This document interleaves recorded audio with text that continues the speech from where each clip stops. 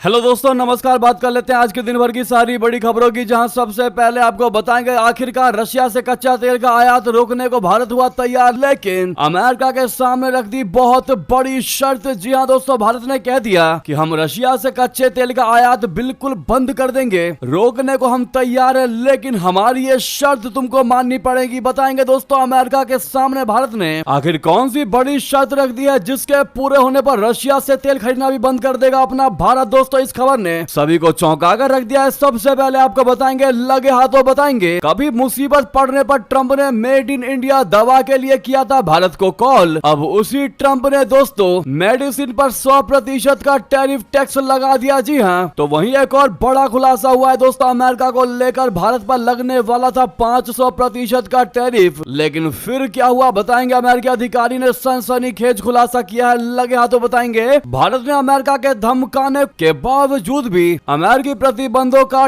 डर बिल्कुल न दिखाते हुए ईरान के चाबहार पोर्ट के जरिए अफगानिस्तान भेज दी मदद। जी हां दोस्तों, बड़ी खबर आपको बताएंगे। इस खबर के बाद फिर एक बार ट्रंप से तनाव बढ़ने की बहुत बड़ी आशंका है दोस्तों। तो वहीं यूनाइटेड नेशन के मंच पर खुलेआम झूठ बोलते पकड़े गए शहबाज शरीफ कहने लगे हमने 7 भारतीय विमानों को कबाड़ में बदल दिया। पाकिस्तानी पीएम शहबाज ने भारत के खिलाफ जीत का दावा किया। साथ ही साथ दोस्तों उसने कट्टरपंथी हिंदुत्व को दुनिया के लिए खतरा बताया। बताएंगे कैसे यूनाइटेड नेशन के मंच से ढींगे हाँकता, झूठ बोलता, जो मन में आए कहते नजर आए शहबाज शरीफ। तो वहीं आपको बताएंगे आखिर किसने कहा कि प्रधानमंत्री मोदी जी को चिट्ठी लिखकर बता दे कि तुम्हें अब दुनिया में लोग पहचानने लगे हैं, अब पाकिस्तान को भी दुनिया में तवज्जो मिल रहा है। खुद पाकिस्तानी ने यह बात कही है दोस्तों। साथ ही साथ चौंकाने वाली खबर ये आपको बताएंगे, जैसे यूनाइटेड नेशन में नेतन्याहू ने अपना भाषण शुरू किया, बोलना शुरू किया दोस्तों, वहां से मास वॉकआउट की खबर आई है। यानी कि इजरायली पीएम के मंच पर आते ही हॉल से बाहर निकल गए कई देशों के सदस्य। जी हाँ, बताएंगे ये चौंकाने वाली खबर, लगे हाथों बताएंगे।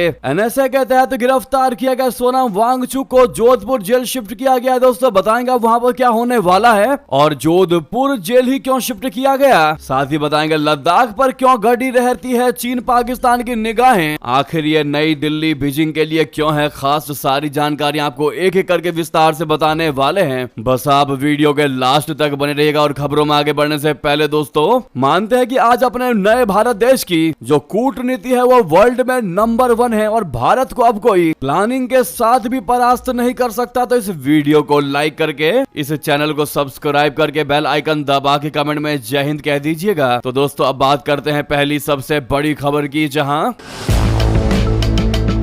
रशिया से कच्चे तेल का आयात रोकने का हुआ अपना भारत तैयार दोस्तों, लेकिन रख दी बड़ी शर्त अमेरिका के सामने। बता दे भारत के ऊपर अमेरिका की तरफ से इस समय 50% टैरिफ लगा हुआ है। इनमें से 25% बेस टैरिफ के अलावा अतिरिक्त 25% रशिया से सस्ता तेल खरीदने की वजह से पेनल्टी के तौर पर लगाया गया है। ऐसे में भारत ने अमेरिका से कह दिया कि अगर वो ईरान और वेनेजुएला से तेल आयात करने की नई दिल्ली को इजाजत दे दे तो भारत मॉस्को से तेल की खरीदारी बंद कर देगा। जी हां दोस्तों, ये बहुत बड़ी शर्त रख दी है अमेरिका के सामने अपने भारत ने। बता दें जैसा कि आप सभी को पता है, यूक्रेन युद्ध के बीच अंतरराष्ट्रीय प्रतिबंधों का सामना कर रहे रशिया ने सस्ते तेल का ऑफर करना शुरू किया। भारत अपनी आवश्यकताओं का करीब 90% तेल आयात करता है। ऐसे में रशिया से सस्ते दाम पर तेल की खरीद ने भारत को काफी हद तक आयात बिल कम करने में मदद की है। हालांकि भारत को इसी तरह का सस्ता तेल ईरान और वेनेजुएला से भी मिल सकता है। ब्लूमबर्ग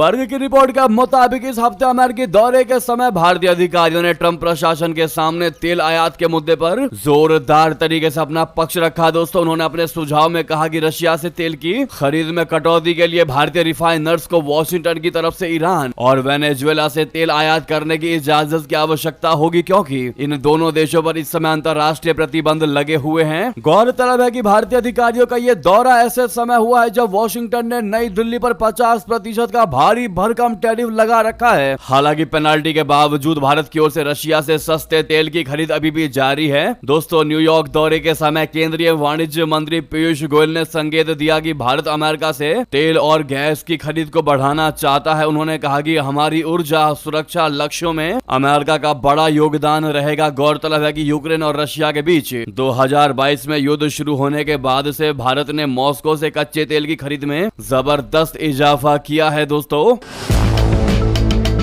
ऐसे में हमारा सवाल आपसे यह है कि जो ये भारत ने अमेरिका के सामने शर्त रखा है कि हम रशिया से तेल नहीं खरीदेंगे, बस तुम हमें ईरान और वेनेजुएला से तेल खरीदने का इजाजत दे दो, क्या ये शर्त सही रखा है दोस्तों भारत ने? हालांकि जल्दी दोस्तों अमेरिका इस बात पर हामी नहीं भरेगा, लेकिन 1% मान लेते हैं कि अमेरिका भारत को अलाउ कर देता है कि लो भैया आप वेनेजुएला और ईरान से तेल खरीदो। तो क्या आपको नहीं लगता दोस्तों कि रशिया जैसा भरोसेमंद साथी, भरोसेमंद दोस्त, भरोसेमंद भाई अकेला पड़ जाएगा, या फिर रशिया को यह लगेगा कि जब भारत को मौका मिल गया तो उसने हमको भी छोड़ दिया? दोस्तों, इन सवालों का जवाब आप लोग जरूर दीजिएगा। हालांकि अमेरिका जल्दी इन चीजों को अलाउ नहीं करेगा, लेकिन दोस्तों माना यह भी जा रहा है कि वो रशिया पर रोक लगाने के लिए कहीं ना कहीं इसमें हामी भर सकता है। तो आपका जवाब तो बनता है दोस्तों, लेकिन आप सभी से रिक्वेस्ट है, आप मानते हैं कि रशिया भरोसेमंद साथी भारत का हमेशा से रहा था, रहा है और रहेगा? तो सामने लाइक का बटन है, अभी तक लाइक नहीं किया तो दबा जरूर दीजिएगा दोस्तों, लेकिन साथ ही साथ इस वीडियो को अंत में शेयर जरूर करेगा। वहीं दोस्तों, एक अमेरिकी अधिकारी ने सनसनीखेज खुलासा यह कर दिया है कि भारत पर लगाने वाला था अमेरिका 500% का टैरिफ। जी हाँ, लेकिन फिर क्या हुआ बता दें। अमेरिकी विदेश विभाग के अधिकारी ने खुलासा किया है कि भारत की तरफ से रूसी तेल खरीदने का मुद्दा हर उच्च स्तरीय बैठक में उठाया जाता है। अमेरिकी संसद में एक विधेयक पेश हुआ था जिसमें रूसी तेल खरीदने वाले देशों पर 500% टैरिफ लगाने का प्रस्ताव था। फिलहाल अमेरिका ने भारत पर 50% टैरिफ लगाया है। यह किसी भी देश पर लगाए गए अमेरिकी शुल्कों में से सबसे अधिक में से एक है। यानी कि शुरुआती दौर में 500% टैरिफ लगाया जाता भारत के ऊपर, लेकिन दोस्तों ट्रंप के कैबिनेट ने, ट्रंप के मंत्रालय ने इस पर काफी मंथन किया। अमेरिकी कांग्रेस में इस बात को उठाया गया, जहां पर सबके राय 500% टैरिफ के विरोध में थे। उसके बाद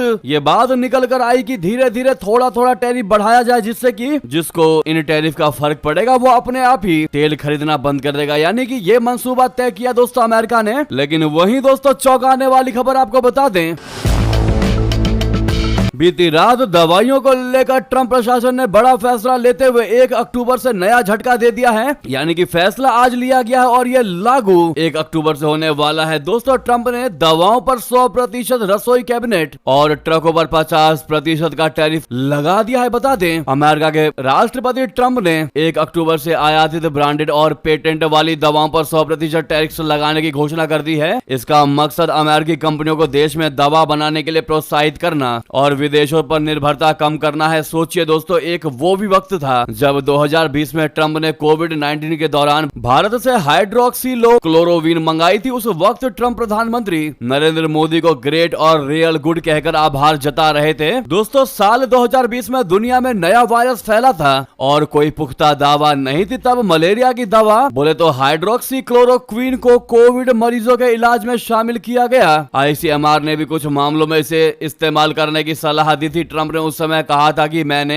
आज सुबह भारत के प्रधानमंत्री मोदी से बात की। भारत बड़ी मात्रा में हाइड्रोक्सीक्लोरोक्विन बनाता है, भारत इसे गंभीरता से देख रहा है। दोस्तों, ऐसे समय में अपने भारत ने अमेरिका की मदद की और आज देखिए क्या समय आ चुका है। इसे ही कहते हैं वर्ल्ड डिप्लोमेसी। जी हाँ, यहाँ पर कोई देश किसी का ना तो परमानेंट दोस्त होता है ना ही दुश्मन होता है, इंटरेस्ट बेस्ड सारा काम होता है। आज जब अमेरिका को भारत से फायदा नहीं लेना है या रशिया को लेकर दबाव बनाना है, तो आज दवाइयों पर ही 100% का टैरिफ लगा दिया। दोस्तों, इससे आप क्लियर समझ सकते हैं कि वर्ल्ड पॉलिसी सिर्फ और सिर्फ इंटरेस्ट पर चलती है, ना कि पक्की यारी या पक्की दोस्ती पर। आपकी इस पर जो भी राय हो दोस्तों, हमारी बात से सहमत है तो आप लोग कमेंट में राय जरूर दीजिएगा।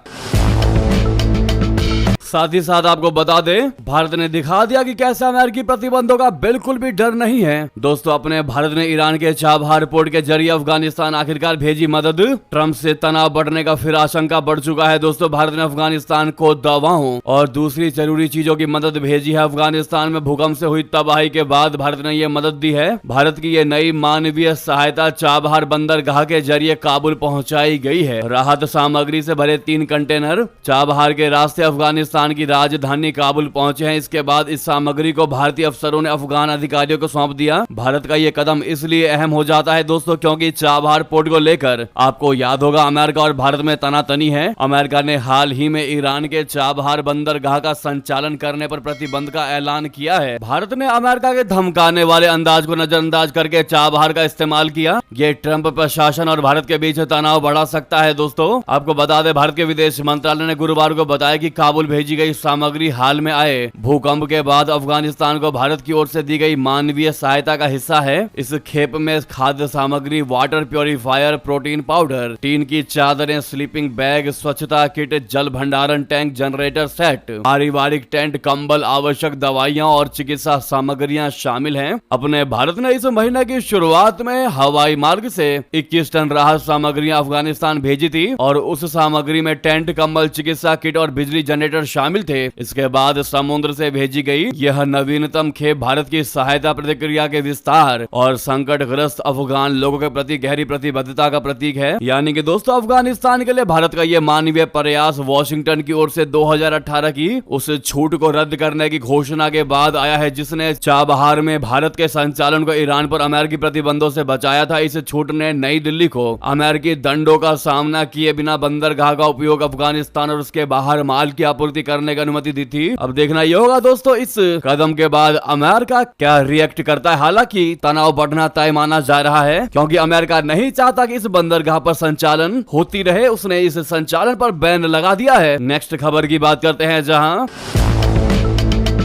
पाकिस्तान के प्रधानमंत्री शहबाज शरीफ ने शुक्रवार को यूनाइटेड नेशन में भारत को दुश्मन देश बताते हुए दावा किया कि भारत के साथ हुए संघर्ष में पाकिस्तान की जीत हुई थी। उन्होंने कहा कि पाकिस्तान ने संघर्ष के दौरान भारत के 7 विमान को कबाड़ बना दिया, 7 विमान गिराए। शहबाज शरीफ ने कहा कि उसने पहलगाम हमले की निष्पक्ष अंतर्राष्ट्रीय जांच की अपील की थी लेकिन भारत ने उस प्रस्ताव को, उस प्रपोजल को ठुकरा दिया और उस त्रासदी का राजनीतिक फायदा उठाया। भारत का कट्टरपंथी हिंदुत्व दुनिया के लिए एक गंभीर खतरा है। शरीफ ने कहा कि वे पिछले साल ही यूनाइटेड नेशन के मंच से चेतावनी दे चुके थे कि पाकिस्तान किसी बाहरी हमले को सहने वाला नहीं है। उन्होंने कहा कि उनकी चेतावनी सच साबित हुई है। इस साल मई में बिना उकसावे के पाकिस्तान पर हमला हुआ। वहीं पीएम शहबाज ने भारत पर सिंधु जल संधि को एक तरफा तौर पर रोकने का गंभीर आरोप लगाते हुए कहा कि ये न सिर्फ संधि जल का उल्लंघन है बल्कि अंतर्राष्ट्रीय कानून का भी उल्लंघन है। उसने कहा कि पाकिस्तान ने क्लियर कर दिया है कि वो अपने 24 करोड़ लोगों के पानी के अधिकार की रक्षा करेगा और सिंधु जल संधि के किसी भी उल्लंघन को युद्ध की तरह ही मानेगा।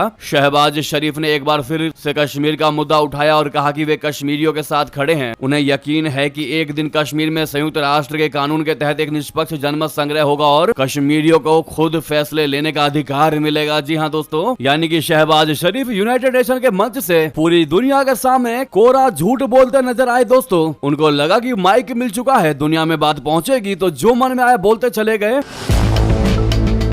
जबकि रियलिटी खुद पाकिस्तान से निकलकर सामने आती है। पाकिस्तान के आतंकवादी लश्कर के सरगना खुद रैली में सामने आकर कहते हैं कि भारत ने जो पहलगाम के बाद सिंदूर ऑपरेशन के तहत अटैक किया उसने हमें बर्बाद कर दिया, उसने जैश के परिवार को खत्म कर दिया, उसने हमें तहश नहश कर दिया। और वहीं दोस्तों रही बात भारत के 7 प्लेन को मार गिराने की, तो ना तक उसका अभी कोई मलबा मिला है ना कोई पर्टिकुलर सबूत मिला है, लेकिन फिर भी दोस्तों बेबुनियाद बातें करते नजर आए हैं शहबाज शरीफ। जबकि भारत ने पूरे सबूत दिखाए हैं कि हमने कैसे पाकिस्तान के प्लेन को मार गिराया, कैसे दोस्तों उनके मलबे मिले हैं, उनके फोटोज भी पहले काफी ज्यादा वायरल हुए थे। आपकी क्या है इस पर राय बताना मत भूलिएगा। शहबाज के झूठ पर आपकी जो भी राय हो दोस्तों जरूर लिखकर बताइएगा। कुल मिलाकर बात यह है कि वो अपनी बात रखते रखते शहबाज शरीफ अमेरिका की तारीफ, ट्रंप को मैन ऑफ द पीस बता दिया और शहबाज ने यहाँ तक कह दिया कि आपने हमारा युद्ध रुकवाया है, हम उसका बहुत बहुत शुक्रिया अदा करते हैं। यानी कि मक्खनबाजी में कोई कमी नहीं छोड़ी दोस्तों शहबाज शरीफ ने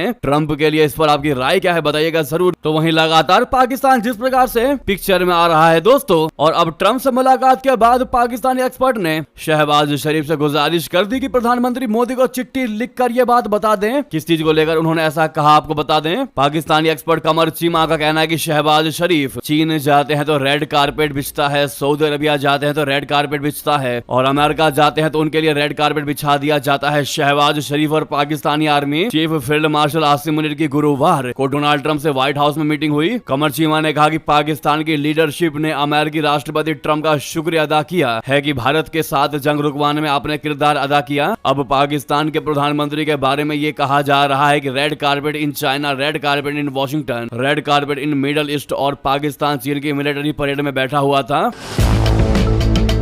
कमर चीमा ने कहा कि पाकिस्तानी पीएम न्यूयॉर्क जाते हैं तो ट्रंप से मिलते हैं, मुस्लिम साथ बैठते हैं तो हम साथ बैठते हैं। अब सवाल ये आता है कि हमें आइसोलेट किया जा रहा था, हमें कहा जा रहा था कि तुम्हारा नाम और निशान मिटा देंगे, लेकिन चीजें अब एकदम से बदल गई है। अब पाकिस्तान को सुना जा रहा है, लोग पाकिस्तान के बारे में बातें कर रहे हैं। यहाँ तक कि दोस्तों कमर चीमा ने ऑपरेशन सिंदूर का जिक्र करते हुए प्रधानमंत्री नरेंद्र मोदी जी को धन्यवाद कह दिया। जी हाँ, उसने कहा कि प्रधानमंत्री नरेंद्र मोदी जी को बहुत बहुत धन्यवाद कि उन्होंने हम पर यानी पाकिस्तान पर हमला किया। अगर वो हमला नहीं करते तो हमारे लोगों को कैसे पता चलता कि हमें दुनिया में खुद को कैसे महत्वपूर्ण देश दिखाना है। पाकिस्तान ने उस ऑपरेशन के बाद अपना वजन दिखाया है कि हम क्या कर सकते हैं और हमारी ताकत क्या है। उसने कहा कि आज अरब लीडर्स पाकिस्तान के साथ बैठना पसंद करते हैं, इसीलिए मोदी साहब का शुक्र अदा करना चाहिए। मैं तो कहता हूं कि उन्हें लेटर लिख देना चाहिए। हालांकि हमारे हालात अभी अच्छे नहीं हुए हैं, हमारी इकोनॉमी बहुत खराब स्थिति में है, हमें पॉलिटिकल स्टेबिलिटी लेकर आनी है। भारत हमसे बहुत आगे है और इंडिया से गुजारिश करते हैं कि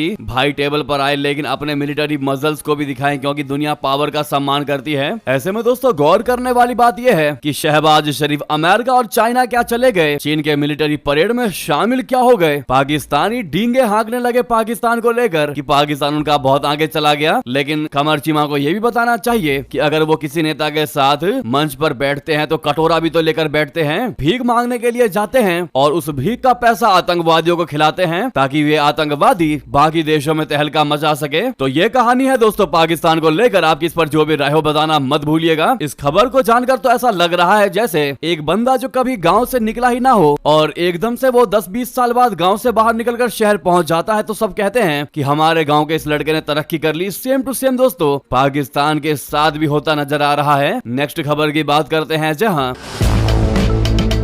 यूनाइटेड नेशन में बेंजामिन नेतन्याहू का हुआ बॉयकॉट। इजरायली पीएम के मंच पर आते ही हॉल से बाहर निकल गए कई देश के सदस्य। दोस्तों इजरायल के प्रधानमंत्री बेंजामिन नेतन्याहू संयुक्त राष्ट्र महासभा बोले तो यूएनजीए में अपना भाषण दे रहे हैं। उनका भाषण ऐसे समय में आया है जब दर्जनों विश्व नेताओं ने इजरायल के गाजा युद्ध को लेकर कड़ी आलोचना की है। जब नेतन्याहू जी बोल रहे थे तो वहाँ सभा का हॉल लगभग खाली हो गया, क्योंकि उनके भाषण से पहले कई देशों के प्रतिनिधि बाहर चले गए। लेकिन इजरायली प्रतिनिधिमंडल ने जोरदार तालियां बजाई दोस्तों जब उन्होंने बताया कि इजराइल ने लेबनान में हिजबुल्लाह सदस्यों के सैकड़ों पेजर उड़ा दिए। सीएनएन की रिपोर्ट के मुताबिक इन धमाकों में कम से कम 37 लोगों की मौतें हुई, जिनमें कुछ बच्चे भी शामिल थे। इसके अलावा करीब 3000 लोग घायल हुए थे। ये जानकारी लेबनान के स्वास्थ्य विभाग ने उस समय दी थी। दोस्तों आप ये देख सकते हैं कि कैसे कुर्सियां जो है दोस्तों खाली पड़ी हुई है। ये उस समय की पिक्चर है जब नेतन्याहू जी अपना भाषण दे रहे थे। जैसे ही भाषण देने के लिए माइक के पास से पहुंचे, स्टेज पर पहुंचे नेतन्याहू जी, अचानक से मंच पर हलचल मचने लगी, लोगों की आवाजें आने लगी और धीरे धीरे करके सारे हॉल से बाहर चले गए। इस मास वॉकआउट पर आपकी क्या राय है दोस्तों नेतन्याहू के बॉयकॉट को लेकर। अगली खबर की बात करते हैं, जहां एनएसए के तहत गिरफ्तार सोनम वांगचुक जोधपुर जेल हुए शिफ्ट हाई सिक्योरिटी वार्ड में सीसीटीवी से 24 घंटे होगी निगरानी। जी हाँ, जलवायु कार्यकर्ता सोनम वांगचुक को शुक्रवार को कड़े राष्ट्रीय सुरक्षा अधिनियम बोले तो एनएसए के तहत गिरफ्तार कर लिया, जिसके बाद उन्हें जोधपुर सेंट्रल जेल शिफ्ट कर दिया गया है। यहाँ उन्हें हाई सिक्योरिटी वार्ड में रखा गया है, जहाँ 24 घंटे सुरक्षा रहेगी और सीसीटीवी कैमरों से निगरानी की जाएगी। इसी जेल में आसाराम बापू है, लेकिन वो अलग वार्ड में है। ये कार्रवाई लद्दाख को राज्य का दर्जा और संवैधानिक संरक्षण देने की मांग पर हुए हिंसक विरोध प्रदर्शनों के 2 दिन बाद हुई है, जिसमें केंद्र शासित प्रदेश में 4 लोगों की मौत हो गई थी और 90 घायल हुए थे। बता दें कि लद्दाख प्रशासन ने एहतियाती कदम के तौर पर लेह जिले के अधिकार क्षेत्र में सभी मोबाइल इंटरनेट कनेक्शन काट दिए हैं। तेजी से बदलते घटनाक्रम में वांगचुक की गिरफ्तारी अचानक हुई। उन्हें शुक्रवार दोपहर 2:30 बजे लेह में एक प्रेस वार्ता को संबोधित करना था, लेकिन उनके निर्धारित समय पर न पहुंचने से आयोजक चिंतित हो गए। जल्द ही पता चला कि पुलिस महानिदेशक SD सिंह जामवाल के नेतृत्व में लद्दाख पुलिस के एक दल ने सोनम वांगचुक को उनके गांव उलियाकप तोपों से गिरफ्तार कर लिया है। वहीं दोस्तों पाकिस्तान और चीन की सीमा से सटे लद्दाख में हालात खराब कराने में विदेशी हाथ से भी इनकार नहीं किया जा सकता। इसीलिए इस हिंसक घटना के बारे में स्थानीय पुलिस के अलावा इंटेलिजेंस ब्यूरो और सेना की इंटेलिजेंस यूनिट भी जांच कर रही है। इस पर चीन और पाकिस्तान हमेशा से नजरें गड़ाए रहते हैं दोस्तों, क्योंकि लद्दाख वाकई में खजाने का घर है। ये सिर्फ एक ठंडा रेगिस्तान नहीं बल्कि भारत का सुरक्षा कवच, जल स्रोत और एशियाई भू राजनीति का केंद्र भी है। लद्दाख हिमालय का वो इलाका है जो न केवल प्राकृतिक सौंदर्य बल्कि सामरिक दृष्टि से भी अत्यंत महत्वपूर्ण है। यहाँ की भौगोलिक स्थिति और संसाधन इसे भारत, चीन और पाकिस्तान तीनों के लिए अहम बनाती है। यह इलाका खनिज पदार्थ, जल संसाधन से परिपूर्ण है। जी हाँ, यही कारण है कि चीन पाकिस्तान इस पर नजरें गड़ाए बैठे रहते हैं। दोस्तों नेक्स्ट खबर की बात करते हैं, जहां दोस्तों इंडियन एयरफोर्स ने फ्रांसीसी कंपनी डसॉल्ट से 114 राफेल फाइटर जेट खरीदने का प्रस्ताव सरकार को भेजा है, जिसने पाकिस्तान की चिंता बढ़ा दी है दोस्तों, क्योंकि ये राफेल जेट ऑपरेशन सिंदूर में पाकिस्तान पर काफी भारी पड़े थे। दरअसल भारतीय वायुसेना की ताकत बढ़ाने के उद्देश्य से 114 राफेल लड़ाकू विमानों की खरीद का प्रस्ताव पेश किया गया है। एयरफोर्स की ओर से यह प्रस्ताव रक्षा मंत्रालय को सौंप दिया गया है। इस सौदे की कीमत 2 लाख करोड़ रुपए से ज्यादा होगी। इसमें सबसे खास बात यह है कि फ्रांस की डसॉल्ट एविएशन और भारतीय एरोस्पेस कंपनियां मिलकर जेट बनाएंगी। भारत जैसे जैसे 114 अतिरिक्त राफेल लड़ाकू विमानों की ऐतिहासिक खरीद के करीब पहुंच रहा है, पाकिस्तान की चिंता बढ़ने लगी है। पाक एक्सपर्ट ने अपनी सरकार और सेना को इस डील पर चेतावनी भी दी है। तो वहीं आपको बता दें, बांग्लादेश के अंतरिम प्रधानमंत्री मोहम्मद यूनुस ने कहा कि गरीब देशों का लूटा पैसा लौटाया जाए। ये लूट रोकने के लिए अंतर्राष्ट्रीय नियम बने हैं। जी हां, बांग्लादेश के अंतरिम सरकार के मुखिया मोहम्मद यूनुस ने कहा है कि अमीर देशों को ऐसा सिस्टम बनाना चाहिए जिससे गरीब देशों से चोरी हुआ पैसा रोका जा सके और वापस लाया जा सके। उन्होंने कहा कि दुनिया की मौजूदा वित्तीय व्यवस्था गरीब देशों से पैसे की चोरी को नहीं रोक पा रही है। यूनुस न्यूयॉर्क में संयुक्त राष्ट्र महासभा बोले तो यूएनजीए में बोल रहे थे। यूनुस ने यूएनजीए में कहा कि कई विकसित देश और वित्तीय संस्थाएं गरीब देशों से चोरी किए गए पैसे को छुपाने में मदद करते हैं। उन्होंने ऐसे सभी देशों से अपील की है कि वे चोरी का पैसा वापस करें, क्योंकि वो पैसा किसानों, मजदूरों और आम लोगों का है। पिछले 15 सालों में अरबों डॉलर भ्रष्टाचार के जरिए बाहर भेजे गए हैं। तो दोस्तों वहीं आपको बता दें, आई लव मोहम्मद पोस्टर से बढ़ा और विवाद। बरेली के बाद अब मऊ में भी बवाल। पुलिस और प्रदर्शनकारियों के बीच हिंसक झड़प की बहुत बड़ी खबर। दोस्तों उत्तर प्रदेश के कई जिलों में आई लव मोहम्मद अभियान के समर्थन में हो रही पोस्टरबाजी और प्रदर्शन ने हालात तनावपूर्ण बना दिए हैं। बरेली के बाद अब मऊ में भी पुलिस और प्रदर्शनकारियों के बीच हिंसक झड़पें हुई है। मऊ के मोहम्मदाबाद गोहना क्षेत्र में शुक्रवार को जुमे की नमाज के बाद युवाओं की भीड़ ने उपद्रव